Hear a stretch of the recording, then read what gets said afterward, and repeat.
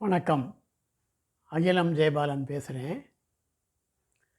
ஏற்றுமதி வியாபார நிலவரங்களை பற்றி தொடர்ந்து பேசிக்கிட்டு இருக்கோம்.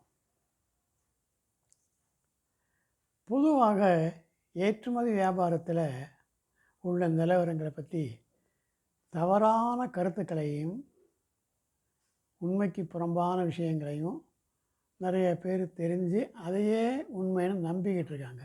அது உண்மை இல்லைங்கிறது அவங்களுக்கு தெரியறதில்ல. பத்தாததுக்கு பல பேர் பொய்யான பிரச்சாரங்களை பண்ணிக்கிட்டும் இருக்காங்க. அதெல்லாம் நல்லதில்லை. உண்மை நிலவரங்களை தெரிஞ்சுக்கிறதுக்கு கடுமையாக முயற்சி எடுத்து தெரிஞ்சுக்கணும். அந்த வகையில் நான் சொல்லக்கூடிய தகவல்கள் சற்று உபயோகமாக இருக்கும்னு நான் நம்புகிறேன்.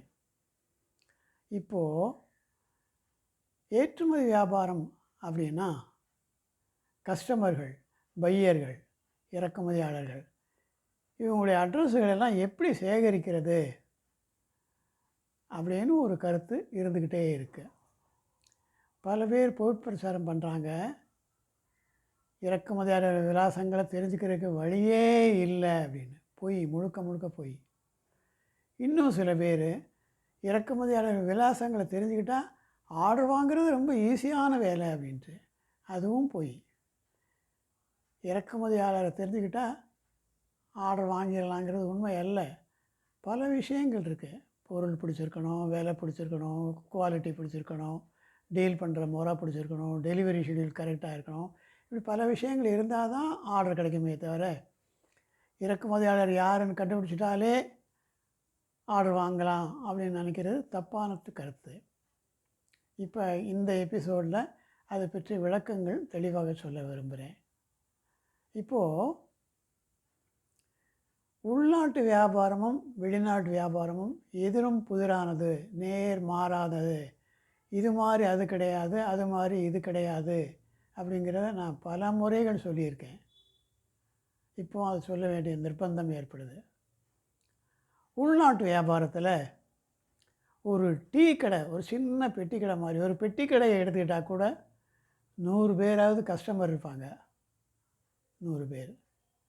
ஆனால் ஏற்றுமதி வியாபாரத்தில் மிகப்பெரிய அளவு ஏற்றுமதி செய்யக்கூடிய பலருக்கும் ஒரே ஒரு கஸ்டமர், 2 கஸ்டமர், 3 கஸ்டமர் இப்படி வச்சுருக்கிற ஏற்றுமதியாளர்களும் பல பேர் இருக்காங்க. இது உண்மை. இதை பற்றியும் ஏற்கனவே நான் சொல்லியிருக்கேன். அப்போது ஏற்றுமதி வியாபாரத்தில் இறக்குமதியாளர்கள் யார் அப்படின்னு தெரிஞ்சுக்கிறதுக்கு முன்னதாக நமக்கு நிறைய பேர் கஸ்டமர் கிடையாது. ஒரு சில லிமிட்டெட் நம்பர் ஆஃப் கஸ்டமர்ஸ் தான். 2, 3, 4, 5 அதுக்கு மேலே பெரும்பாலும் ஏற்றுமதியாளர்கள்ட்ட கஸ்டமர்கள் கிடையாது, இறக்குமதியாளர் கிடையாது. அதை வச்சே ஒரு இம்போர்ட்டருடைய பிஸ்னஸை வச்சே எட்ட முடியாத உயரத்துக்கு வளர்ந்த ஏற்றுமதியாளர்கள்லாம் பல பேர் இருக்காங்க. அந்த உண்மையை நீங்கள் தெரிஞ்சுக்கணும். இப்போது இறக்குமதியாளர்கள் யார் யாரெல்லாம் இருக்காங்க, எங்கெல்லாம் இருக்காங்க அப்படிங்கிற விஷயத்தை விரிவாக பார்க்கலாம். இப்போது ஒரு ஏற்றுமதியாளர்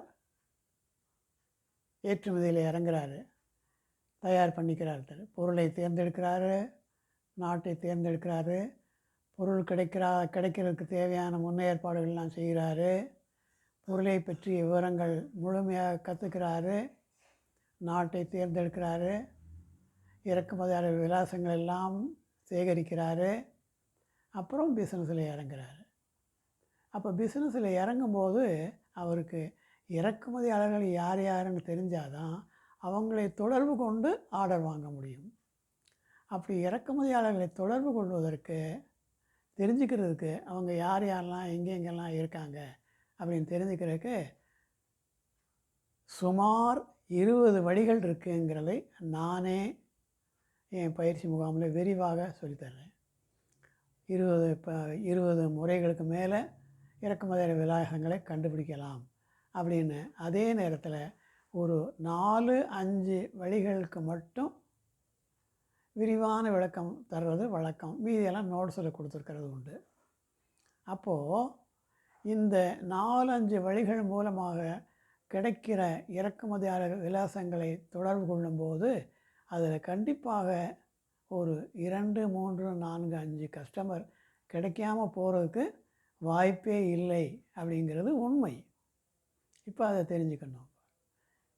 முதல்ல B2B portals, B2B portals, business to business போர்ட்டல்ஸ்னு ஆயிரக்கணக்கில் இருக்குது. பல ஆயிரக்கணக்கில் இந்தியாவிலையும் இருக்குது, பல வெளிநாடுகள்லையும் இருக்குது. வெளிநாடுகளில் உள்ள B2B போர்ட்டல்ஸில் மெம்பராக இருக்கிற ஏற்றுமதியாளர்களும் இருக்காங்க. உள்நாட்டு B2B போர்ட்டல்ஸில் மெம்பராக இருக்கக்கூடிய இவங்களும் இருக்காங்க. அதாவது இந்த திருமண தகவல் நிலையம் மாதிரி பெண்ணையும் மாப்பிள்ளையும் தேடிட்டு இருக்கிறவங்க மத்தியில் இவங்களுடைய சர்வீஸ் இப்போதைக்கு பல நல்ல முறையில் ஒர்க் அவுட் ஆகுது. நிறைய பண்ணுறாங்க. அது மாதிரி அதே போல் அது ஒரு B2B போர்ட்டல் தான். அது அவங்களெலாம் செய்கிறது. பொண்ணோட அட்ரஸ் எல்லாம் சேர்த்துக்கிறாங்க, மாப்பிள்ளையோட அட்ரஸ் எல்லாம் சேர்த்துக்கிறாங்க. யார் பொண்ணு தேடி வந்தாலும் மாப்பிள்ளை தேடி வந்தாலும் பார்த்துக்கோங்க அப்படின்னு கொடுக்குறாங்க. அதிலேருந்து நிறைய லீட்ஸ் முகவரிகளை எடுத்து தொடர்பு கொண்டு கல்யாணத்தை ஃபிக்ஸ் பண்ணுறாங்க. இப்போ அதே போல் ஏற்றுமதியாளர்கள் யார் யாரெல்லாம் இருக்கா, இறக்குமதியாளர்கள் யாரெல்லாம் இருக்கா அப்படிங்கிற தகவலை சேகரித்து நமக்கு தரக்கூடிய தகவல் நிலையம்தான் B2B போர்ட்டலுங்கிறது. அது நிறையா இருக்குது. TradeIndia.com, IndiaMart.com, இந்த மாதிரி நிறைய இருக்குது. ஏகப்பட்ட போர்ட்டல்ஸ் இருக்குது. GoForWorldBusiness.com நிறைய இருக்குது. பல நூற்றுக்கணக்கான போர்ட்டல்கள் இந்தியாவிலேயே செயல்படுது. அப்போது அந்த போர்ட்டல்களையும் மெம்பராக சேர்ந்து பார்க்கலாம். அதாவது ஒரு ஏற்றுமதியாளர் இறக்குமதியாளரை தேடுறது எப்படியோ அதே போல் ஒரு இறக்குமதியாளரும் ஏற்றுமதியாளரை தேடிட்டு தான் இருக்கார். இதை தெரிஞ்சுக்கணும். அவங்க இவங்களை தேடுறதும் இவங்க அவங்கள தேடுறதும் சகஜமாக நடந்துக்கிட்டே தான் இருக்குங்கிறது உண்மை. என்ன சார் இப்படி சொல்கிறீங்க அப்படின்னு நீங்கள் யோசிக்கலாம். ஏற்றுமதியாளர்கள் பல ஆயிரம் பேர் இருக்காங்களே தவிர நேரத்தை கரெக்டாக கீப்பப் பண்ணுறவங்க நிறைய பேர் பண்ணுறதில்லை. டைம் ஷெட்யூல், டெலிவரி ஷெட்யூல், குவாலிட்டியில் போதிய கவனம் செலுத்துறதில்லை, பேக்கிங்கில் போதிய கவனம் செலுத்துறதில்லை. எல்லாத்துலேயும் கவனமாக செயல்பட்டு ஒரு முறையாக செயல்படக்கூடிய ஏற்றுமதியாளர் நமக்கு கிடைக்க மாட்டாரா அப்படிங்கிற எண்ணத்தோட ஏற்றுமதியாளர்களை தேடிக்கிட்டு இருக்கிற இறக்குமதியாளர்களும் இருக்க தான் செய்கிறாங்க.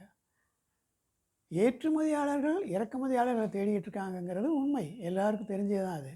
இப்போ நான் சொன்ன இந்த இறக்குமதியாளர்களும் ஏற்றுமதியாளர்களை தேடிக்கிட்டு தான் இருக்காங்க அப்படிங்கிற உண்மை உங்களுக்கு பெரும்பாலும் ஆச்சரியமாக இருக்கும். ஸோ ரெண்டு பக்கமும் தேடல்கள் இருந்துக்கிட்டே தான் இருக்குது. அப்போது ஒரு ஏற்றுமதியாளர் இறக்குமதியாளர் தன்னுடைய பொருளுக்கு தான் டார்கெட் பண்ணக்கூடிய நாட்டுக்கோ அல்லது மற்ற நாடுகளுக்கோ இறக்குமதியாளர்கள் வேணும்னு அவர் தேடுறாரு அப்படின்னு சொன்னால் அந்த தகவல்களை B2B போர்ட்டல்ஸு நிறைய பண்ணி கொடுத்துக்கிட்டே இருக்காங்க. அவங்களுடைய ஸ்டாஃப் உலகம் முழுவதும் இருக்காங்க. அந்தந்த நாடுகளில் உள்ள இறக்குமதியாளர்களை தொடர்பு கொண்டு அவங்களுக்கு தேவையான பொருட்களை வாங்குவதற்கான விவரங்களோட தகவல்களை சேகரித்து அன்றாடம் கம்ப்யூட்டரில் லோடு பண்ணிக்கிட்டே இருக்காங்க. இதை நீங்கள் டெய்லி பார்க்கலாம். B2B போர்ட்டலில் பார்த்தீங்கன்னா எந்த நாட்டில் எந்த இறக்குமதியாளர் என்ன பொருள் எந்த தரத்தில் எந்த மாதிரி ஸ்பெசிஃபிகேஷனோடைய எந்த மாதிரி பேக்கிங்கில் வேணும்னு அவர் விரும்புகிறாரு கேட்குறாரு அப்படிங்கிறத தெரிஞ்சுக்கிட்டு ஒரு ஏற்றுமதியாளர் அதை தன்னால் செய்ய முடியும் அப்படின்னு முடிவு எடுத்துட்டாருன்னா அவர் தாராளமாக தொடர்பு கொள்ளலாம். தொடர்பு கொள்ளக்கூடிய முகவரிகள் அந்த போர்ட்டலில் பணம் கட்டி மெம்பர் ஆனவங்களுக்கு அவங்களே தர்றாங்க. இறக்குமதியாளர்களுடைய கான்டாக்ட் டீட்டெயில்ஸ் எல்லாம் தர்றாங்க. அவங்களுடைய கம்பெனி பேர், address, phone number, email ID, WhatsApp number, இப்படி பலவிதமான தகவல்களையும் அவங்க தர்றதுனால அவங்கள உடனடியாக தொடர்பு கொண்டு ஆர்டர் வாங்குறதுக்கு வாய்ப்புகள் உண்டு. அதனால் முந்தி காலத்தை விட இன்று ஆர்டர் வாங்குறது கொஞ்சம் சீக்கிரமாகவே பண்ண முடியும். பலவிதமான டெக்னாலஜிக்கல் டெவலப்மெண்ட்டு நிறைய வந்திருக்கிற காரணத்தினால ஒரு மாதத்துலேயும் ஆர்டர் வாங்க முடியும். எங்கள் ட்ரைனிங்கில் கலந்துக்கிறவங்களுக்கு 3 மாதத்துக்குள்ளே ஆர்டர் வாங்கிட்டால் அவங்களுக்கு பாராட்டு பத்திரமும் ஒரு அவார்டும் ஏற்பாடு செஞ்சு இது வரைக்கும் 2000 பேருக்கு மேலே அது மாதிரி பண்ணியிருக்கோம். ஸோ அந்த மாதிரியும் பண்ணலாம். ஒரு தொழிலில் அக்கறை, ஜெயிக்கணும், சாதிக்கணும் அப்படிங்கிற எண்ணம் உள்ளவங்களுக்கு இந்த 3 மாதங்கிறதே அதிகமான காலம்.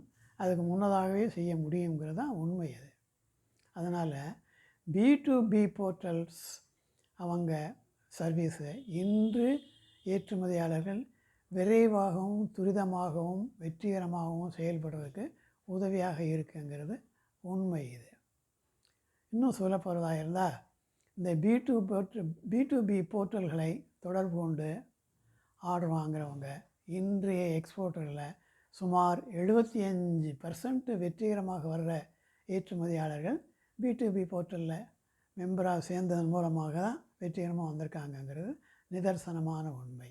இது நம்பர் 1.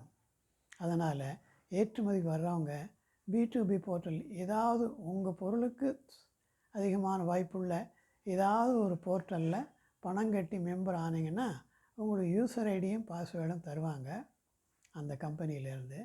அந்த யூசர் ஐடி பாஸ்வேர்டை வச்சுக்கிட்டு இறக்குமதியாளர்களையும் உடனே நீங்கள் தொடர்பு உண்டு ஆர்டர் வாங்குறதுக்கு வாய்ப்புகள் உண்டுங்கிறது முதலில் தெரிவிக்கக்கூடிய மிக முக்கியமான முதல் வழி.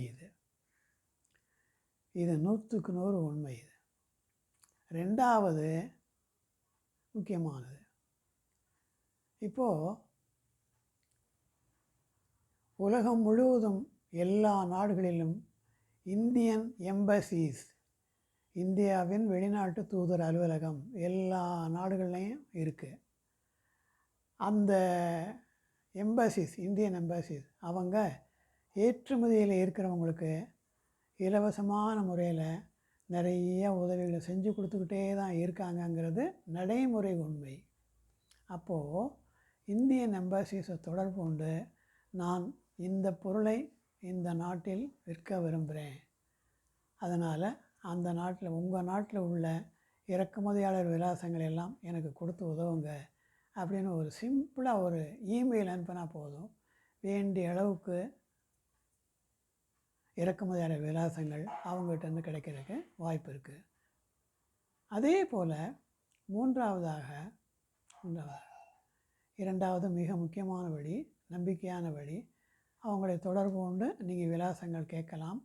ஒருவேளை அவங்ககிட்ட பதில் இல்லைன்னா ஒரு 15 நாள் கழிச்சு மறுபடியும் ஒரு ரிமைண்டர் அனுப்பலாம். அவங்களுக்கு இது மட்டும் வேலை இல்லை, நிறையா வேலை இருக்கும். அந்த வேலைக்கு இடையில் அவங்கள நினைவுபடுத்திக்கிட்டே இருந்தீங்கன்னா இதெல்லாம் வாங்கி அனுப்புறதுக்கு உதவி செய்வாங்க. நிறைய பேரோட வெற்றிகள் இந்த எம்பசியை தொடர்பு கொள்வதன் நேரடியாகவோ அல்லது தபால் இமெயில் மூலமாகவோ தொடர்பு கொள்வது மூலமாக உதவிகளை பெற்று அவங்க வெற்றிகரமாக வந்திருக்காங்கங்கிறது நடைமுறை உண்மை. மூன்றாவது வழி இது என்ன அப்படின்னா, நீங்கள் எக்ஸ்போர்ட்டில் இறங்குறப்போ முதல்ல ஐஇசி அப்ளை பண்ணுவீங்க, இம்போர்ட்டர் எக்ஸ்போர்ட்டர் கோடு. ஆன்லைன்லேயே அப்ளை பண்ணலாம், வீட்டில் இருந்தே பண்ணலாம், எங்கேயும் யார்கிட்டையும் போய் நிற்கணும்னு அவசியம் கிடையாது அப்படின்னு பல முறை ஏற்கனவே சொல்லியிருக்கேன். ஐஇசி வாங்கிக்கலாம். IEC common for any product any country. உலகம் முழுவதும் வெளிநாட்டு வியாபாரத்தில் எந்த பொருளை விற்கிறதா இருந்தாலும் ஐஇசி இல்லாமல் விற்க முடியாது. இம்போர்ட்டர் எக்ஸ்போர்ட்டர் கோடு. இதை வருஷம் ரினியூ பண்ணணும், அப்டேட் பண்ணணும், மாடிஃபிகேஷன் பண்ண தேவையெல்லாம் பண்ணணுங்கிறதெல்லாம் ஏற்கனவே பேசியிருக்கோம். இப்போது அந்த ஐஏசி வாங்கினதுக்கு அப்புறமா நீங்கள் செய்ய வேண்டிய 2வது முக்கியமான வேலை என்னென்னா, ஏற்றுமதி வளர்ச்சி கழகம், எக்ஸ்போர்ட் ப்ரமோஷன் கவுன்சில் அப்படின்னு இன்றைக்கி வரைக்கும் 39 கவுன்சில் இருக்குது. 39 கவுன்சில். இந்தியாவிலேருந்து ஏற்றுமதி ஆகக்கூடிய எல்லா பொருள்களும் இந்த 39 கவுன்சிலில் ஏதாவது ஒரு கவுன்சிலில் கண்டிப்பாக வந்தே தீரும். அதில் மாற்றங்கள் எதுவும் இல்லை. அப்போது நீங்கள் எந்த பொருளை வெளிநாட்டுக்கு விற்க விரும்புகிறீங்களோ அந்த பொருளுக்குரிய எக்ஸ்போர்ட் ப்ரமோஷன் கவுன்சிலில் பதிவு செய்த உறுப்பினராக நீங்கள் சர்டிஃபிகேட் வாங்கணும். RCMCன்னு பேர். Registration come membership certificate. இது இல்லாமல் ஏற்றுமதி செய்ய முடியாது. ஐஏசி வாங்கினதுக்கு அப்புறமா ஐஏசி காப்பி வச்சு இந்த ஆர்சிஎம்சியும் அப்ளை பண்ணி வாங்கணும். அதுவும் வீட்டில் உட்காந்தே வாங்கலாம், ஆன்லைன்லேயே. ஒவ்வொரு கவுன்சிலுக்கும் கட்டண விகிதங்கள் வேறுபட்டு இருக்கும். அந்த கட்டணத்தை ஆன்லைன்லேயே பே பண்ணிவிட்டு நீங்கள் ஆர்சிஎம்சி வாங்கலாம். அந்த ஆர்சிஎம்சி வாங்கினதுக்கப்புறம் அந்த எக்ஸ்போர்ட் ப்ரமோஷன் கவுன்சிலை தொடர்பு கொண்டு இந்த பொருளை இந்த நாட்டில் நான் விற்க விரும்புகிறேன், இது சம்மந்தப்பட்ட அறிவுரைகளும் இதை வாங்கக்கூடிய இறக்குமதியாளர்களது விலாசங்களும் எனக்கு தேவை அப்படின்னு எழுதி கேட்டோம்னா கண்டிப்பாக அங்கேருந்து கிடைக்கிறதுக்கும் வாய்ப்பு இருக்குது. நீங்கள் முடிஞ்சால் அந்த கவுன்சிலுடைய ஆஃபீஸுக்கு, நியரஸ்ட் ஆஃபீஸுக்கு நேர போகலாம், அல்லது இமெயில் அனுப்பி கேட்கலாம். இந்த முறைகளில் செயல்பட்டிங்கன்னா இதன் மூலமாகவும் உங்களுக்கு கஸ்டமர்கள் கிடைக்கிறதுக்கு வாய்ப்பு இருக்குது. முதல்ல சொன்னதை ஞாபகம் வச்சுக்கணும். நிறைய கஸ்டமர்கள் தேவையில்லை. 1 2 3 4 5 கஸ்டமர்களை வச்சே எட்ட முடியாத உயரத்துக்கு போகிறதுக்கு வாய்ப்புகள் உண்டுங்கிறது உண்மையை புரிஞ்சுக்கணும். நீங்கள் 3 முடிஞ்சுது. 4வது முக்கியமானது, இன்றைய சூழ்நிலையில் நம்முடைய உறவினர்களோ நண்பர்களோ தெரிஞ்சவங்களோ பழகினவங்களோ வெளிநாடுகளில் நிறைய பேர் இருக்காங்க.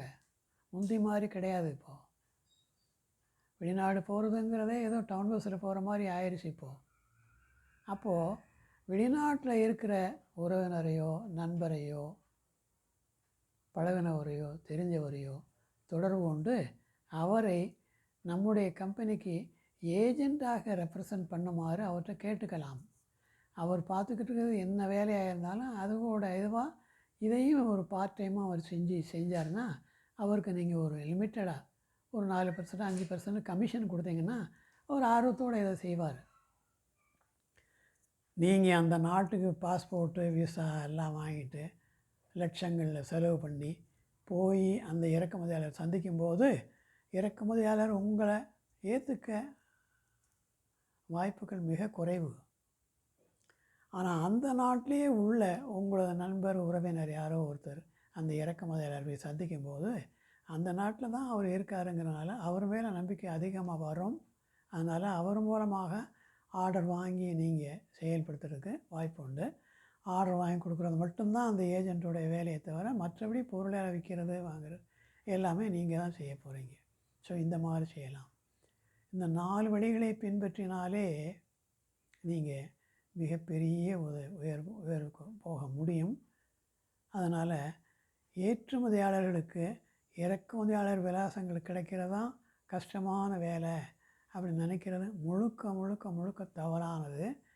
ஏற்கனவே நான் முதலே ஆரம்பிக்கிறப்பே சொன்னேன், சுமார் 20 வழிகள் எனக்கு தெரியும் இறக்குமதியாளர் விலாசங்களை சந்திக்கிறதுக்கு. நான் நோட்ஸில் அதெல்லாம் கொடுத்துருக்கேன். அதை பின்பற்றி செயல்பட்டால் யாருமே ஏற்றுமதி வியாபாரத்தில் முத்திரை பதிக்க முடியுங்கிறது மறுக்க முடியாத உண்மை என்பதை வலியுறுத்தி சொல்லிக்கொண்டு விடைபெறுகிறேன். மீண்டும் அடுத்த எபிசோடில் மீட் பண்ணுவோம். தேங்க்யூ.